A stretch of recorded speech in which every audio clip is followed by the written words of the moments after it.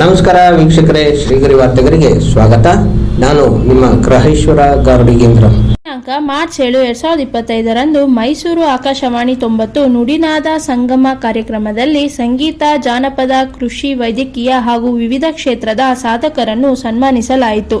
ಈ ಸಂದರ್ಭದಲ್ಲಿ ಸುತ್ತೂರು ಶ್ರೀ ಶಿವರಾತ್ರಿ ದೇಶಿಕೇಂದ್ರ ಸ್ವಾಮೀಜಿ, ಹಿರಿಯ ವಿದ್ವಾಂಸ ಡಾಕ್ಟರ್ ಟಿ.ವಿ. ವೆಂಕಟಾಚಲ ಶಾಸ್ತ್ರಿ, ಆಕಾಶವಾಣಿ ಮಹಾನಿರ್ದೇಶಕರಾದ ಡಾಕ್ಟರ್ ಪ್ರಜ್ಞಾ ಪಾಲಿವಾಲ್ ಗೌರ್, ಮುಖ್ಯಸ್ಥ ಎಸ್ ಉಮೇಶ್, ಸಹಾಯಕ ನಿರ್ದೇಶಕ ಟಿ.ವಿ. ವಿದ್ಯಾಶಂಕರ್, ಸಹಾಯಕ ಇಂಜಿನಿಯರ್ ಪಿ. ಆನಂದನ್ ಹಾಗೂ ಮತ್ತಿತರರು ಉಪಸ್ಥಿತರಿದ್ದರು. 90 ವರ್ಷ ಈ ಸಂಭ್ರಮವನ್ನು ಆಚರಿಸೋದಕ್ಕೆ ನಾವೆಲ್ಲ ಇಲ್ಲಿ ಸೇರಿದ್ದೀವಿ. Akashvani Mysuru doctor MP. ಗೋಪಾಲಸ್ವಾಮಿಯವರ ಕೂಸು. 1935ರಲ್ಲಿ ಅವರ ಸ್ವಗ್ರಹ ವಿಠಲ ವಿಹಾರದಿಂದ ಅದು ಅಂಬೆಗಾಲಿಡ್ತಾ ಒಂದೆರಡು ಜಾಗಗಳಲ್ಲಿ ಓಡಾಡಿ 1974ರಿಂದ ಪ್ರಸ್ತುತ ಈಗಿನ ಜಾಗದಲ್ಲಿ ವಿಶಾಲವಾಗಿ ನಿಮ್ಮ ಕಣ್ಣು ಮುಂದೆ ನಿಂತಿದೆ. ಈ ಮಹತ್ತರ ಘಟನೆಯ ಭಾಗವಾಗಿ ನಾವೆಲ್ಲ ಇಲ್ಲಿರೋದು ನಮ್ಮ ಸುಕೃತ. ನಮ್ಮ ಈ ಶ್ರವ್ಯ ಮಾಧ್ಯಮಕ್ಕೆ 90ರ ಹರೆಯ. ಜನಪರ ಕಾರ್ಯಕ್ರಮಗಳು ಇದರ ಧ್ಯೇಯ. ಎಷ್ಟೋ ಮಾಧ್ಯಮಗಳು ಗಮನ ಕೊಡದೇ ಇರೋ ಕ್ಷೇತ್ರಗಳಲ್ಲೂ, ಅಂದರೆ ಇದು ಜಾನಪದ ಕ್ಷೇತ್ರ ಇರ್ಬೋದು, ಬುಡಕಟ್ಟು ಸಂಗೀತ ಇರ್ಬೋದು, ಕಾವ್ಯ ವಾಚನ ಇರ್ಬೋದು, ಇದಕ್ಕೆಲ್ಲ ಆಕಾಶವಾಣಿ ಸಾಕಷ್ಟು ಆದ್ಯತೆಯನ್ನು ಕೊಟ್ಟು ಅವುಗಳನ್ನು ಪೋಷಿಸ್ಕೊಂಡು ಬರ್ತಾ ಇದೆ. ಈಗ ಜಾನಪದ ಕಲಾ ತಂಡಗಳು ಪ್ರದರ್ಶಿಸಿದ್ದನ್ನು ಸಹ ತಾವು ನೋಡಿರಬಹುದು. ಈ ನಿಟ್ಟಿನಲ್ಲಿ ಚಾಮರಾಜನಗರ, ಮಂಡ್ಯಗಳಲ್ಲಿ ನಮ್ಮ ಜಾನಪದ ಹಾಗೂ ಭಾವ ಜನಪದ ರಂಗ ಅನ್ನೋ 2 ವಿಶೇಷ ಕಾರ್ಯಕ್ರಮಗಳನ್ನು ಸಾರ್ವಜನಿಕರ ಸಮ್ಮುಖದಲ್ಲಿ ಆಕಾಶವಾಣಿ ಯಶಸ್ವಿಯಾಗಿ ನಡೆಸಿದೆ. ಇವತ್ತು ಇಲ್ಲಿ ನುಡಿನಾದ ಸಂಗಮ ಅಂತ ಹೇಳಿ ನಾವು ಆಚರಿಸ್ತಾ ಇದ್ದೀವಿ. ಇಡೀ ದಿನದ ಕಾರ್ಯಕ್ರಮದಲ್ಲಿ, ಅಂದರೆ ಬೆಳಗ್ಗೆ ನಾವು ಅರಮನೆ ಕೋಟೆ ಆಂಜನೇಯ ದೇವಸ್ಥಾನದ ಮುಂಭಾಗದಿಂದ ಆಕಾಶವಾಣಿವರೆಗೆ ಸೈಕಲ್ ಜಾಥಾನ ನಾವು ನಡೆಸಿದ್ವಿ. ಆಮೇಲೆ ಆಕಾಶವಾಣಿಯ ಈ ಆವರಣದಲ್ಲಿ ಮತ್ತು ಇದೇ ವೇದಿಕೆಯಲ್ಲಿ ಕಾಲೇಜು ವಿದ್ಯಾರ್ಥಿಗಳಿಂದ ಸಾಂಸ್ಕೃತಿಕ ಕಾರ್ಯಕ್ರಮಗಳನ್ನು ಸಹ ನಾವು ಏರ್ಪಡಿಸಿದ್ವಿ. ಜೊತೆಗೆ ವೇದಿಕೆಯ ಬಲಭಾಗದಲ್ಲಿ ಈಗಾಗಲೇ ನಮಗೆ ಕೇಶಮೂರ್ತಿನೂ ಹೇಳಿದ್ರು, ಸ್ಟಾಲ್ಗಳನ್ನು ಹಾಕಿದ್ವಿ. ವಿವಿಧ ಮಳಿಗೆಗಳ ಉದ್ಘಾಟನೆಯನ್ನು ನಾವು ಮಾಡಿದ್ವಿ. ಅದು ಸರ್ಕಾರದ ಸ್ವಸಹಾಯ ಗುಂಪುಗಳ, ಬ್ಯಾಂಕ್ಗಳ ಮತ್ತು ಸಹಕಾರಿ ಸಂಘಗಳ ವಿವಿಧ ಯೋಜನೆಗಳನ್ನು ಸಾರ್ವಜನಿಕರಿಗೆ ಪರಿಚಯಿಸೋ ಪ್ರಯತ್ನ ಆಗಿತ್ತದು. ಎಷ್ಟೊಂದು ಯೋಜನೆಗಳಿರುತ್ತೆ, ಅದರ ಉಪಯೋಗವನ್ನು ನಾವೆಲ್ಲ ಪಡ್ಕೊಳ್ಬೇಕು ಅನ್ನೋದೇ ಇದ್ರ ಉದ್ದೇಶ. ಯಾಕೆಂದರೆ ಆಕಾಶವಾಣಿ ಸಾರ್ವಜನಿಕರಿಗೋಸ್ಕರ ಇದನ್ನು ಸದಾ ಮಾಡ್ತಾ ಇರುತ್ತೆ. ಈಗ ಈ ಸುಂದರ ಸಂಜೆಯ ಉದ್ಘಾಟನಾ ಕಾರ್ಯಕ್ರಮದಲ್ಲಿ ಆಕಾಶವಾಣಿಯೊಂದಿಗೆ ದಶಕಗಳಿಂದ ಸದಾ ಸಂಪರ್ಕದಲ್ಲಿದ್ದು ಇದರ ಬೆಳವಣಿಗೆ ಏಳ್ಗೆಯನ್ನು ತಮ್ಮದೇ ಬೆಳವಣಿಗೆ ಏಳ್ಗೆ ಅಂತ ಅಂದ್ಕೊಂಡು ಸಂಭ್ರಮಿಸಿರೋರು, ಹಾಗೆಯೇ ನಾವೇನಾದರೂ ತಪ್ಪು ಮಾಡಿದಾಗ, ಎಡುವುದಾಗ ನಮ್ಮ ಜೊತೆಯಲ್ಲೇ ಇದ್ದು ಸಹಕರಿಸಿರೋರು, ಜೊತೆಗೆ ಆಕಾಶವಾಣಿ ಹೇಗೆ ಸಮಾಜದ ಕಾಳಜಿಯನ್ನು ಇಟ್ಕೊಂಡು ಅದರ ಏಳ್ಗೆಗಾಗಿ ಕೆಲಸ ಮಾಡ್ತಿದೆಯೋ ಹಾಗೆಯೇ ಇವರು ಎಲ್ಲ ಸದಾ ಸಮಾಜಕ್ಕಾಗಿ ದುಡಿತಿರೋರು. ಅವರುಗಳನ್ನೆಲ್ಲ ಗುರುತಿಸಿ ಇವತ್ತು ಗೌರವಿಸಿ ಆಕಾಶವಾಣಿ ಸಂಭ್ರಮಿಸಲು ಇಚ್ಛಿಸಿದೆ. ವೇದಿಕೆ ಕಾರ್ಯಕ್ರಮದ ನಂತರ ಸಂಗೀತ ರಸಸಂಜೆ ಸಹ ಇದೆ. For all of us to be gathered here today to celebrate the 90th anniversary of Akashvani Mysore, a glorious milestone in the history of broadcasting in India. This is not just a celebration of an institution, but a tribute to the vision and tireless efforts of those who have contributed to making Akashvani Mysore a revered name in the world of radio. Mysuru ಎಂದಿನಿಂದಲೂ ಕರ್ನಾಟಕದ ಸಾಂಸ್ಕೃತಿಕ ನಗರಿ. ಅದರ ಹೆಮ್ಮೆಗೆ ಕಾರಣವಾದ 3 ಮುಖ್ಯ ಸಂಗತಿಗಳನ್ನು ಪ್ರಸಕ್ತ ಈ ವಿಶೇಷ ಉತ್ಸವ ಸಂದರ್ಭದಲ್ಲಿ ನಾನು ಜ್ಞಾಪಕ ಮಾಡಿಕೊಳ್ತಾ ಇದ್ದೇನೆ. ಮೈಸೂರು ಆಕಾಶವಾಣಿ ಕೇಂದ್ರ ಮೊದಲಾದ್ದು 1935ರಲ್ಲಿ. ಅದು ಪ್ರೊಫೆಸರ್ ಎಂ.ವಿ. ಗೋಪಾಲಸ್ವಾಮಿ ಅವರ ಕಲ್ಪನೆಯ ಕೂಸು. ಮೈಸೂರು ವಿಶ್ವವಿದ್ಯಾನಿಲಯದ ಮನಃಶಾಸ್ತ್ರ ಪ್ರಾಧ್ಯಾಪಕರಾಗಿದ್ದ ಅವರ ಮಾನಸ ಪುತ್ರಿ. ಈ ಕೇಂದ್ರ ಕಾಲಮಾನದ ದೃಷ್ಟಿಯಿಂದ mother of all radio stations in India ಎಂಬ ಖ್ಯಾತಿಯನ್ನು ಪಡೆದುಕೊಂಡಿತು. ಇದು ಮೊದಲನೆಯ ಚಾರಿತ್ರಿಕ ಮಹತ್ವದ ಸಂಗತಿ. ಪ್ರಾಸಂಗಿಕವಾಗಿ ನೆನೆಯಬೇಕಾದ ಒಂದು ಸಂದರ್ಭವನ್ನು ನಾನು ತಮಗೆ ಹೇಳಬೇಕು. ಮೈಸೂರು ವಿಶ್ವವಿದ್ಯಾನಿಲಯದ ಮನಃಶಾಸ್ತ್ರ ವಿಭಾಗದ ಪ್ರಥಮ ಪ್ರಾಧ್ಯಾಪಕರಾಗಿದ್ದ ಅವರೇ ವಿಶ್ವವಿದ್ಯಾನಿಲಯದ ಮನಃಶಾಸ್ತ್ರ ಪ್ರಯೋಗಾಲಯವನ್ನು 1924ರಲ್ಲಿ ಸ್ಥಾಪಿಸಿದರು. Psychology laboratory.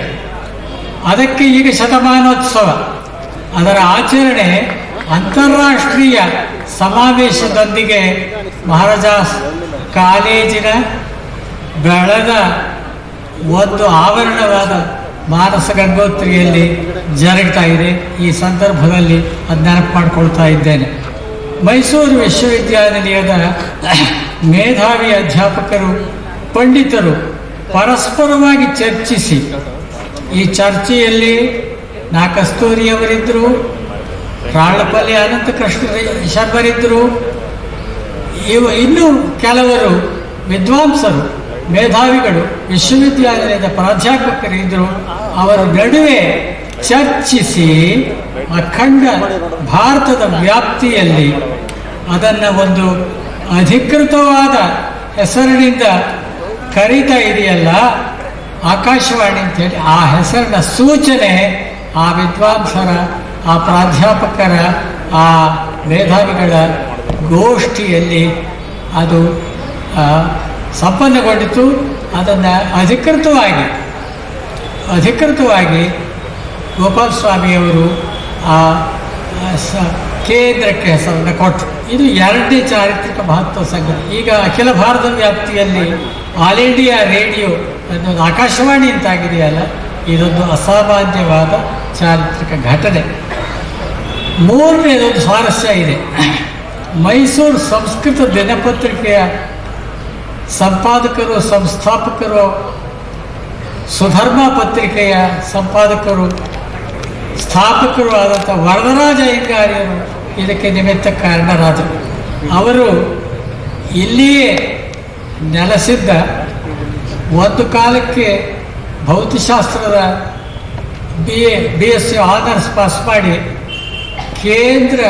ದೆಹಲಿ ಕೇಂದ್ರದ ಆಕಾಶವಾಣಿಯಲ್ಲಿ ಎಂಜಿನಿಯರಿಂಗ್ ವಿಭಾಗವನ್ನು ನೋಡ್ಕೊಳ್ತಾ ಇದ್ದಂಥವ್ರನ್ನ ಭೇಟಿ ಮಾಡಿ ಅವರಿಗೆ ಕೊಟ್ಟ ಸಲಹೆಯ ಮೇರೆಗೆ ಆವತ್ತು ರಾಷ್ಟ್ರಪತಿಗಳಾಗಿದ್ದಂಥ ರಾಜೇಂದ್ರ ಪ್ರಸಾದರಿಗೆ ಅವರೊಂದಿಗೆ ಭೇಟಿಯನ್ನು ಏರ್ಪಾಟಾಗಿ ಸಂಸ್ಕೃತದಲ್ಲಿ ಇವತ್ತು ಏನು ಬೆಳಗ್ಗೆ ಒಂದು ವಾರ್ತೆ ಬರ್ತದೆ, ದಿನವಾರ್ತೆ ಬರ್ತದೆ, ಅದಕ್ಕೆ ನಿಮಿತ್ತವಾದದ್ದು ಮೈಸೂರಿನ ವಿದ್ವಾಂಸರು ಮತ್ತು ಮೈಸೂರು.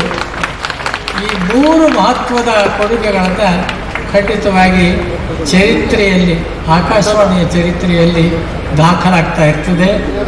ಮತ್ತು ಇದು ಹೆಮ್ಮೆಯ ವಿಷಯವಾಗಿರ್ತದೆ.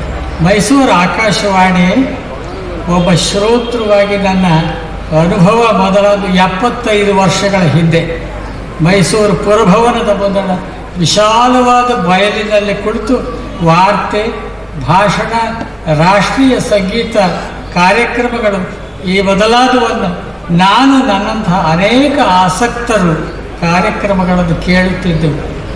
ಕಾಲೇಜು ವ್ಯಾಸಂಗದ ಇಂಟರ್ ಮತ್ತು BA ಆನರ್ಸ್ ವಿದ್ಯಾರ್ಥಿಯಾಗಿ ಸಮೀಪದ ಬಡಾವಣೆಯಲ್ಲಿಯೇ ನಾನು ಇದ್ದರಾದ್ದರಿಂದ ಪ್ರತಿ ಸಂಜೆ ಆ ಪುರಭವನದ ಹೊರಗಿನ ಬಯಲಲ್ಲಿ ಕುಳಿತು ಇದರ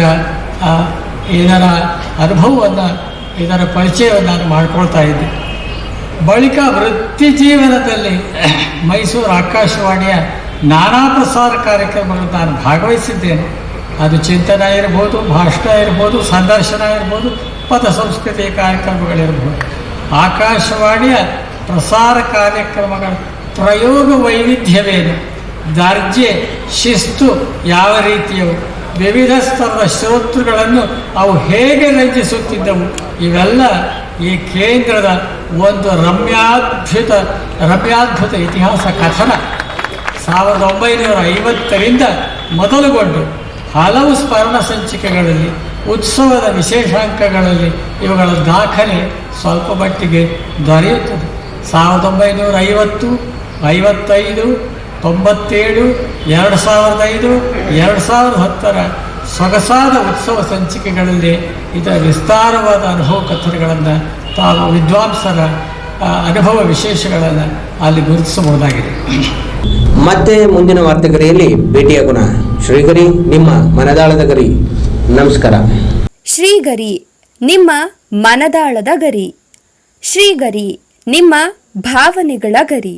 ಶ್ರೀಗರಿ, ನಾಡಿನ ಹೆಮ್ಮೆಯ ಗರಿ.